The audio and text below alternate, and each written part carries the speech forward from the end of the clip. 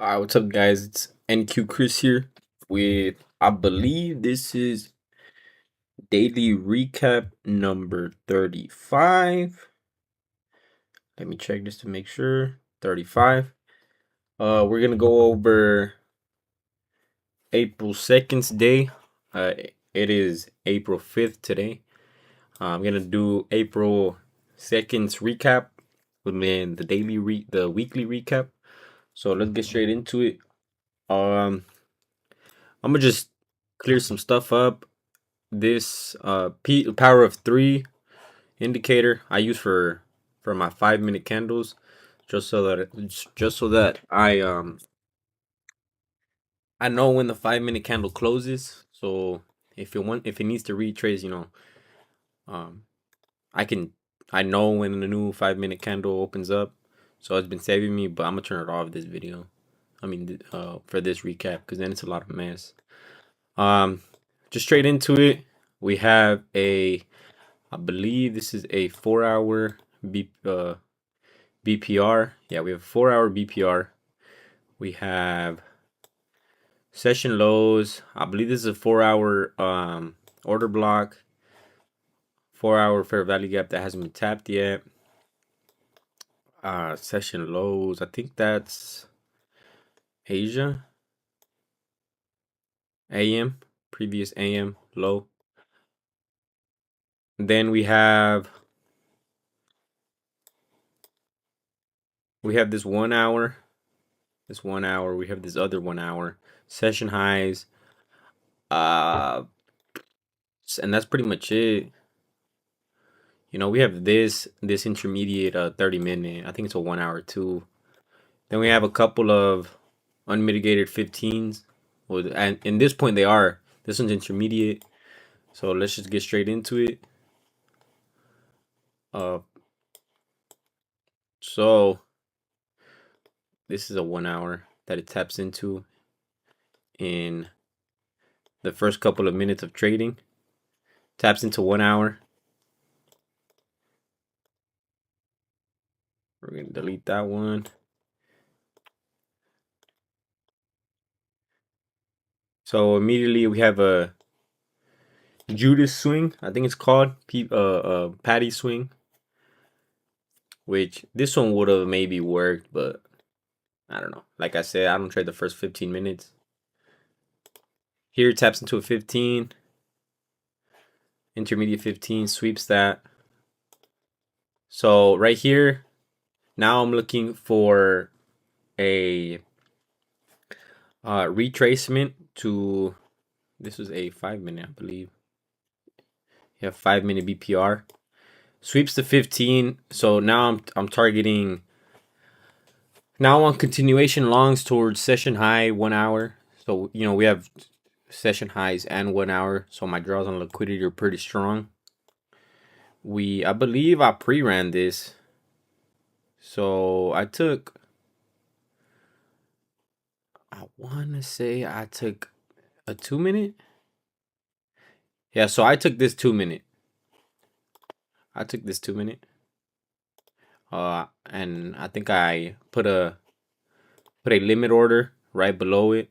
So my risk to reward would have been a little bit better.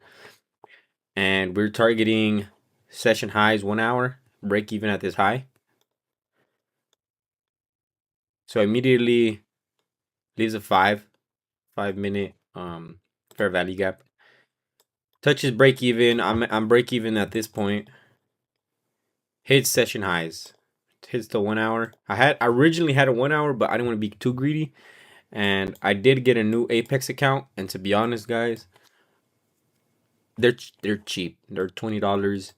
So I'm just full porting these. I'm full porting these on really good setups. I don't want to waste a week on one eval. I'd rather just try to get it done in 1 or 2 trades. But unfortunately, I did get greedy. I didn't follow my rules. So let's delete this one. We'll delete this. We'll delete this. We'll delete this. Delete this one. So here I notice it taps into a, I believe this was a 15.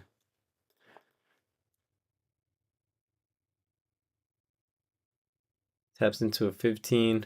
Or no, sorry. It taps into the 1 hour. Now I'm looking for a retracement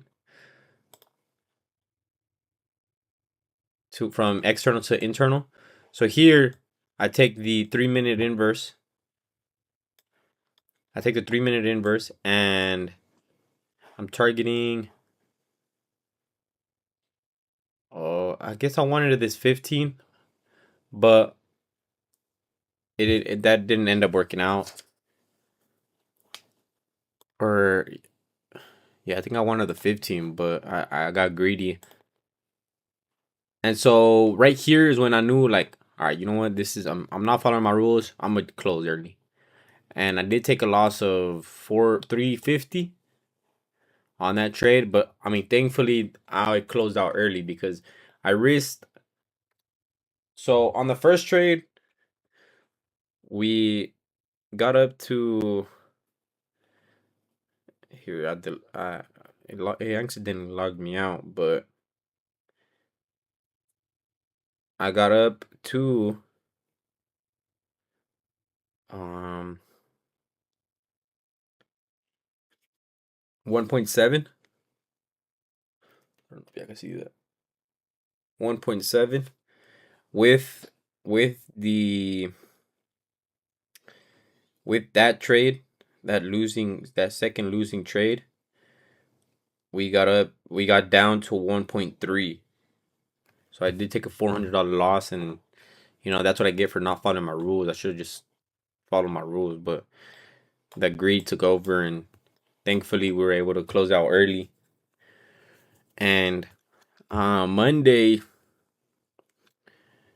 supposedly the U.S. is planning an attack on Iran. Then we have red folder news.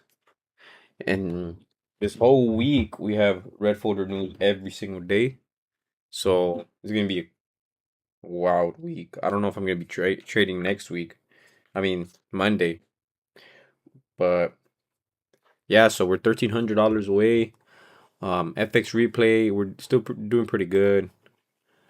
This is where we're at. I've taken a couple losses, but I think we're at 55%, 57% win rate, which is still pretty good. Risking 500 for a good trade. So I appreciate y'all watching this recap, and I'll catch you on this next weekly recap. Peace.